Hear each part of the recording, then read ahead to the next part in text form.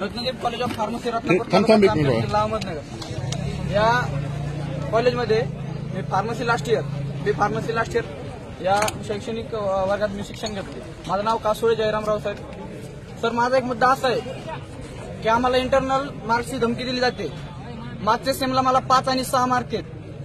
मागच्या वेळेस मला नापास केलंय आणि आता मला त्या नापास केलेल्या सब्जेक्टचं पर सब्जेक्ट 10,000 रुपये मागतायत।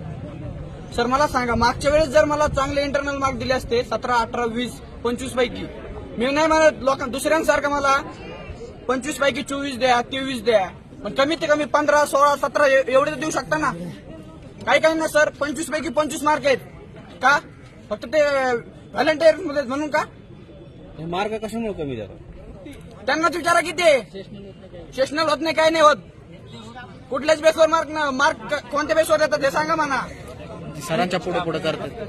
सर, मागच्या वेळेस नापास केलंय, आता मला 10,000 रुपये पर सब्जेक्ट मागतायत। माझ्या आई वडील ऊस तोडतायत, माझ्या घरी प्यायला पाणी नाही, दुष्काळ पडलाय, कुठनं द्यायचे पैसे आम्ही? मला 7 सब्जेक्ट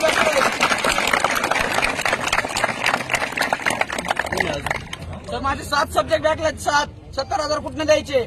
आता जरी जाऊन बघा सर, रुद्रेश्वर सहकारी साखर कारखान्यात माझा बाप ऊस तोडतोय। काय